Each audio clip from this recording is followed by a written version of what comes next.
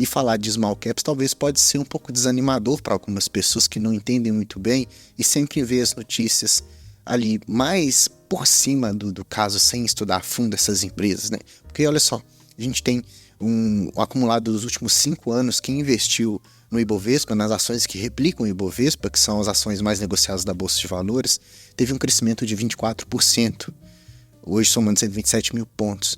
Só que nos últimos 5 anos, quem investiu nas small caps, as empresas que replicam essa união de empresas de baixo valor de mercado, teve uma regressão nos seus investimentos de menos 11%. Então isso às vezes nos deixa dúvidas de colocar uma small cap na carteira, a gente fica com medo dessa rentabilidade. Mas eu quero trazer algumas propostas aqui para a gente dar uma olhada, mas a gente tem que ver isso mais a fundo porque é um assunto um pouco delicado, né? As small caps, elas alguns momentos podem afundar na bolsa, como algumas notícias dizem, porque o mercado de juros brasileiros atua diretamente na questão dos investimentos e nos rendimentos dessas empresas de menor valor de mercado, né? De acordo com os analistas, são ativos mais arriscados, que têm uma influência direta no cenário onde a gente tem uma inflação mais alta, uma taxa de juros mais alta, porque essas empresas geralmente ficam um pouco mais alavancadas e elas usam muito capital externo, elas pegam muito dinheiro emprestado para poder continuar crescendo cada vez mais. E se elas pegam isso a um juros muito elevado, a rentabilidade delas fica bem baixa e elas podem despencar na bolsa de valores. A gente pode pegar 2 exemplos práticos aqui de small caps que tiveram a rentabilidade ruim, mas isso não quer dizer que a empresa seja ruim, quer dizer que o momento de mercado está muito desafiador. A gente tem, por exemplo, uma empresa do ramo hospitalar que teve, no acumulado do ano só, de janeiro até julho, 83% de queda. Depois a gente tem o grupo DASA também, com uma queda de praticamente 70% no valor da sua ação. Isso pode assustar muita gente, né? Porque aí a gente olha a média daquelas small caps refletida no Small 11, que é um ETF que tem essas empresas small caps, a gente vê que ele não consegue vencer. Nos últimos 10 anos não venceu o IPCA, que é a nossa taxa de inflação, não venceu o Ibovespa, não venceu o CDI e não venceu a renda fixa. Então isso gera muitos fatores negativos para se investir. Mas quando a gente faz um negócio que se chama stock picking, ou seja, a gente começa a dentro desses grupos de empresas escolher a dedo ali com alguns critérios específicos que você vai ver aqui no vídeo, a gente consegue alguma rentabilidade.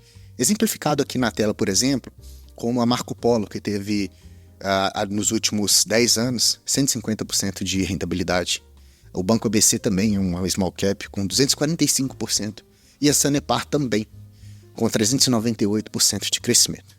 Então, observa que de um lado eu tinha empresas que estão indo muito mal, de outro lado eu tinha empresas que tiveram uma rentabilidade muito expressiva. E ficar preso no Small 11, nesse ETF que replica as small caps, pode ser uma cilada e pode ser um mau negócio. Por quê? Porque quando a gente dá uma olhada nas empresas que compõem o Small 11, a gente tem empresas muito aleatórias, empresas onde não se olha a dedo essa rentabilidade, onde não se olha especificamente se a empresa dá lucro, se dá prejuízo, quais são os seus indicadores fundamentalistas. Então, quando a gente traz aqui para o canal essas empresas, igual, por exemplo, MAHLE Metal Leve, Kepler Weber, JHSF, Boa Safra e Irani, eu escolhi essas empresas por uns tipos específicos de indicadores que eu quero mostrar para vocês, para que fique mais fácil o seu conhecimento sobre as small caps, mas também para que você replique nos seus investimentos essa tese de conhecimento que eu trago aqui, para você tomar suas próprias decisões e não ficar escolhendo com base em índice, porque olhar os índices talvez te dá esse certo desconforto, né? E o que uma boa empresa, então, ela deve apresentar para nós investidores? Ela deve apresentar crescimentos constantes, seja nos lucros, seja nas receitas. Igual, por exemplo, vamos falar um pouquinho rapidamente aqui da MAHLE Metal Leve, por exemplo. A MAHLE é uma empresa onde ela produz peças para vários tipos de autos do ramo automobilístico. Então ela tem mais atual na parte de mobilidade elétrica, para os veículos do dia a dia, veículos comerciais, aplicações industriais, componentes para motos e componentes para os motores maiores. Então ela está ali envolvida num processo de consumo constante de materiais e peças que se usa no dia a dia, peças de reposição para diversos tipos de veículos. Então, quando a gente dá uma olhada na questão do crescimento das suas receitas, se ela vem crescendo essas receitas e lucros, a gente percebe que desde 2009 a gente tem crescimento de receitas e lucros com a malha metal leve. É claro que o lucro ele anda um pouquinho mais baixo, com uma margem menor, mas há um crescimento ao longo prazo desse lucro junto com a sua receita. Então é uma empresa também que tem mais 5 anos de bolsa, tem um ROI acima de 10%. Então aqui embaixo todos os indicadores de uma empresa boa, ela cumpre com esses requisitos. Se a gente dá uma olhada, um fato interessante que abre os olhos dos investidores é analisar o preço-lucro dessas empresas. Então o preço-lucro para um small cap de 5,84, ou seja, eu coloco R$1.000 nela aqui hoje, daqui 6 anos eu tenho esse dinheiro de volta, é um valor atrativo para os investimentos. Um EV/EBITDA também, o valor de firma sobre a capacidade de lucro que ela pode dar. Em 5 anos eu compraria a própria empresa também só com os lucros que ela fornece. A gente observa também endividamento, que se preocupa com essas small caps. A gente tem dívida líquida muito suave, dívida líquida por EBITDA 0,5, e tem liquidez corrente, ou seja, para cada R$1 de dívida, ela tem R$1,68 no seu caixa. Apresenta um crescimento composto de 10%, um ROI de 68%. Então um retorno muito interessante por ser uma small cap, é uma margem bacana também, tá? Quase 20%. Se a gente pega outro ramo diferente também, igual a JHSF, que trabalha muito no setor imobiliário, adquirindo ali shoppings, aeroportos, clubes, apartamentos de luxo, todas essas linhas que estão relacionadas com a alta renda, JHSF está entrando para poder rentabilizar mais a sua carteira. E com isso ela vem fazendo essas aquisições em participações em shoppings, em hotéis, em restaurantes, nos aeroportos, nos clubes. E com isso ela cria essa carteira onde, quando a gente olha a receita, ela vem aumentando também com o passar dos anos. E mais interessante é que o JHSF usou a estratégia de usar uma renda recorrente que vem desses shoppings, restaurantes e hotéis, que ela também vai aumentando com o passar dos anos e passar dos trimestres. Então isso faz a empresa ficar bem mais rentável. A gente olha, consegue ver que um crescimento do seu patrimônio líquido também constante com o passar dos anos e a distribuição saudável de dividendos desde 2008. E agora fazendo a distribuição de dividendos mensais, então fica-se quase como um fundo imobiliário diversificado, tá? Dando uma olhada nos indicadores fundamentalistas, JHSF traz para a gente o que? Um PL de 5,2 também, ao EV/EBITDA de 5,17, CAGR de crescimento de receitas e lucros de mais de 20%, um ROI um pouco mais modesto, 10%, mas assim, uma margem interessante, 33% de margem líquida, liquidez corrente, para cada R$1 de dívida, R$2,33 em caixa. É bastante dinheiro, Dívida líquida por EBITDA um pouquinho maior do que as outras empresas, mas é uma empresa que possui caixa para poder arcar com isso. Se a gente olha outra empresa também de outro segmento diferente, por exemplo, como a Kepler Weber tem até vídeo específico dela aqui no canal, uma empresa que eu tenho um apreço, tá? Eles trabalham no ramo do agronegócio de um jeito diferente, um jeito que vai dar suporte para o agroprodutor. Então eles auxiliam a produção e a colheita dos grãos, com silos, com a parte de organização da logística. Para exportação também eles têm esses galpões de armazenamento muito interessantes, muito tecnológicos, e com isso eles conseguem aplicar a sua tese de investimentos, a sua tese de receitas, porque o mercado de grãos vem crescendo cada vez mais, e com isso esse crescimento robusto criou um déficit na armazenagem, igual nesse ano de 2024, por exemplo. Enquanto a gente tem uma capacidade instalada de 204 milhões de toneladas para armazenagem de grãos, o que se precisa é 299, e isso mostra a necessidade de agora para frente de construção de novos silos, tá? E é uma empresa que vem mudando, não só mexendo com essa parte de silos, mas toda a tecnologia que envolve dar suporte ao agroprodutor, ele consegue. Então a gente dá uma olhada nas receitas e lucros, que são receitas também crescentes com o passar dos anos. Ali um pouco mais ondulatórios seguem os seus lucros também. Nos últimos anos um pouco maior. Crescimento de patrimônio também, tem empresa ficando maior a cada dia, a cada mês, a cada trimestre, a cada ano. Indicador fundamentalista, PL de 7,2, um pouco mais alto do que as outras duas empresas, mas ainda assim bastante atrativo, né? Abaixo de 10 já é atrativo. Olha o seu EV/EBITDA de 4,9, bastante interessante, né? CAGR de receitas e lucros, crescimento composto, né, de 21%, ROI de 32%, um retorno sobre o patrimônio muito bom. A margem também interessante, 16%, dívida líquida por EBITDA negativa, ou seja, não tem dívidas, né? É uma empresa que tem dinheiro sobrando no seu caixa. Então observa, são empresas que está ali naquele grupinho das small caps, e se você deixa passar, você entende como empresas que não têm um potencial de crescimento, sendo que eu trago aqui todos esses crescimentos de receita, de patrimônio, valores e números atrativos, igual por exemplo a Boa Safra, é uma boa empresa também, ao meu ver, porque ela está associada agora, mais recente, na modernização de vários grãos diferentes para fornecer para o produtor, né? Soja, forrageiras, sorgo, feijão, trigo, milho, espalhadas ali de diversos lugares no Brasil. Então, uma empresa já diversificada territorialmente, né?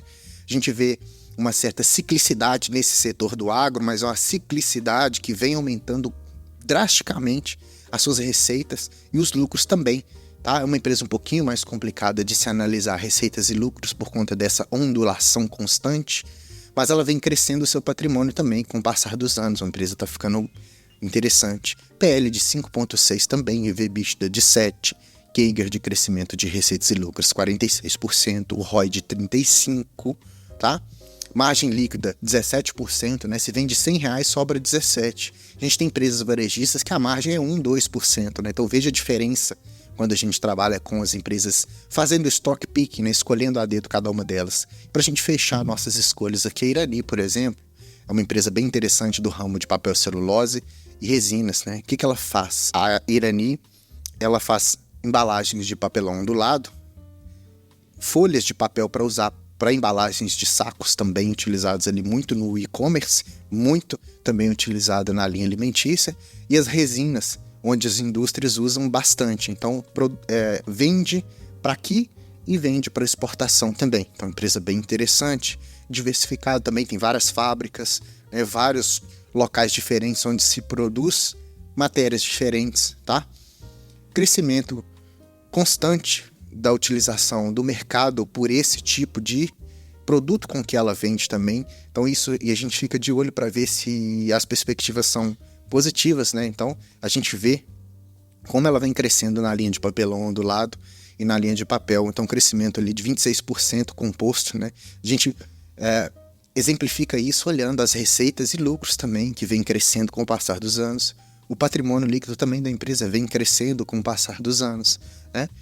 O PL dela 6,09, o EV/EBITDA de 4, né? Olha a liquidez corrente também 3,7, ROI de 25%, tá? Um ROIC de 13,47, olha só a margem também, 21% de margem. É uma margem bem interessante, uma dívida pequenininha, tá? Então tudo isso a gente vai analisando.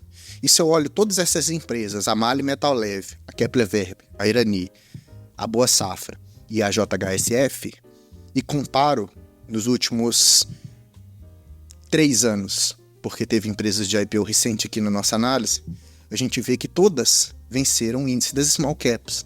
Então, refuta aquela premissa inicial de que investir nas small caps tem uma rentabilidade negativa, igual eu mostrei lá no primeiro gráfico da própria small cap.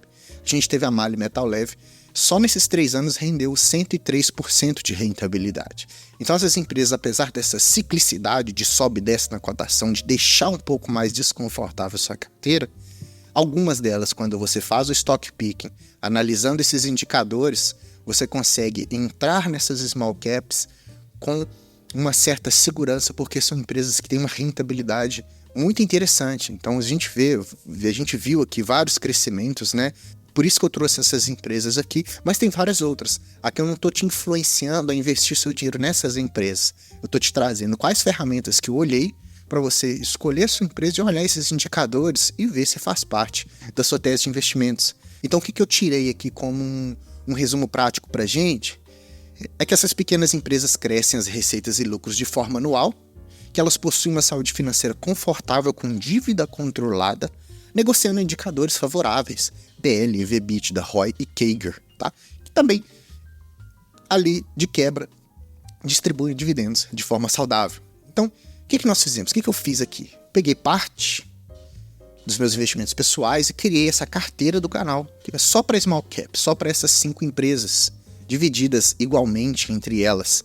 Então a gente tem essa diversificação dessas 5, agricultura, incorporações, que é a parte imobiliária, maquinários industriais, pela Kepler Weber, a gente tem a linha de automotores pela MAHLE Metal Leve e papel e celulose pela Irani. Então a gente consegue, dentro de uma linha de small caps, fazer essa diversificação. Então fui lá e comprei. Eu peguei 10 mil reais dos meus investimentos pessoais, tirei, coloquei nas small caps. Por quê? Porque agora a gente vai acompanhar essa carteira aqui. É claro que, diferente da carteira do canal, onde é uma carteira mais previdenciária, lá a gente faz aportes semanais, toda semana R$50. Aqui, a frequência dos aportes podem ser um pouco menor, talvez 1 ou 2 vezes por mês no máximo. Mas a ideia é reaproveitar todos os dividendos aqui, inclusive da JHSF, que tem dividendos mensais. Então a gente vai reaportar todos os meses nessa carteira e a gente vai ver se a rentabilidade realmente é uma rentabilidade interessante ao longo dos tempos. Essas empresas, elas têm um potencial muito bom. Então eu escolhi esse valor, é um valor confortável para eu ter começado aqui. Lembrando que não é indicação de investimento, não precisa repetir isso. Aqui eu criei por causa da carteira do canal, que o canal é o nosso laboratório, né? A gente tem inclusive a carteira dos Estados Unidos, onde a gente recebe dividendos em dólares. Então, para vocês ficarem mais atentos ao ramo dos investimentos e abrir o leque de conhecimento, eu trago a carteira do canal, ações previdenciárias. Eu trago a carteira das small caps, ações de potencial de crescimento grande, e trago a carteira internacional de dividendos em dólar. Então o que eu fiz? Eu comprei aqui 135 ações da Soja 3, que é a Boa Safra, JHSF 500 ações, 190 ações da Kepler Weber, 60 ações da MAHLE Metal Leve e 225 ações da Irani, somando ali R$ 9.904. Então dividi igualmente, praticamente quase os mesmos 20% para cada uma delas, para ficar algo mais justo, para a gente ver ali o desempenho delas, tá? Então toda vez que você for olhar uma small cap, sem ser aquela pimentinha, que não temos pimentinha na carteira, que small caps mais conservadoras dentro de um certo risco, você vai olhar esses indicadores de crescimento. São indicadores que mostraram que a empresa tem um grande potencial, tá? E assim eu espero que você consiga fazer suas próprias análises e tomar suas próprias decisões. Se esse vídeo foi importante para você, se te motivou, se você achou interessante, é muito interessante que você deixe o like para mim, tá? Se inscreva no canal se você não é inscrito, ativando o sininho, porque toda vez que eu lançar vídeo, você vai ficar ciente de tudo que está acontecendo. Tem vídeos diários aqui, tá? Dentro dessas 5 small caps, qual que é a sua favorita? Deixa para mim no comentário, que eu vou adorar saber e te responder também com outros tipos de conversas que a gente tem no backstage aqui, tá bom, pessoal? Aqui você assistiu o canal do Investidor Classe Média, eu sou o Gustavo.